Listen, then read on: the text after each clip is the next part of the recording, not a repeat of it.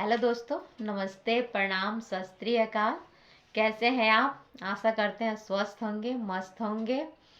और हम देवरानी और जेठानी आप सबके बीच राम जी का बहुत ही प्यारा गारी गीत लेकर के आए हैं। अगर आप सबको पसंद आता है तो प्लीज़ लाइक और सब्सक्राइब ज़रूर कीजिए और कमेंट करके ज़रूर बताइए कि ये गारी गीत आप सबको कैसा लगा। तो चलिए सुनते हैं राम जी का गारी गीत, जो कि बहुत ही अच्छा है। फुल वॉच देखिए, फुल वॉच करके देखिएगा। राम मनाए गमति की न हो, राम मनाए गमति की न हो। अरे चल भैया चल ससुरारी, हाय सीताराम से भजो।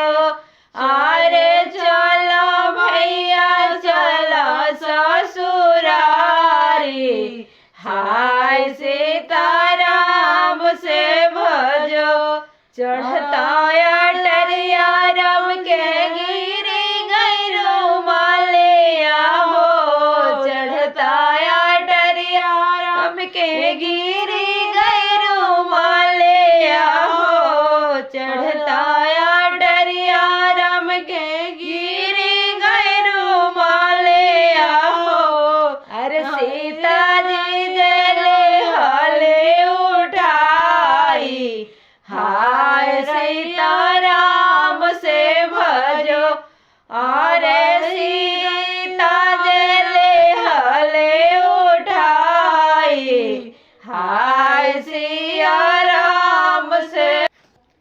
लेके रुमलिया सीता सखी के देखावई हो, लेके रुमलिया सीता सखी के देखावई हो।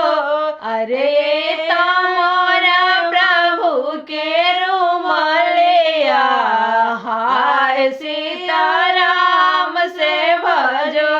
अरे तमोरा प्रभु के रुमालिया, हाय सीताराम से भजो।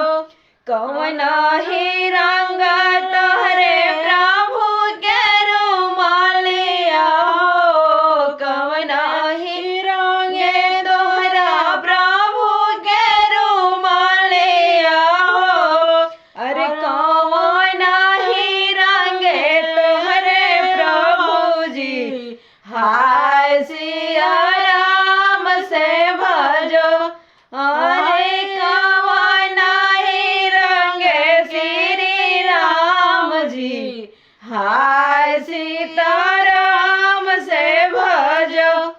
लाला ही रंगे मोरा प्रभु के रुमालिया हो, लाला ही रंगे, लाला ही रंगे हमारा प्रभु के रुमालिया हो, लाला ही रंगे हमारा प्रभु के रुमालिया हो।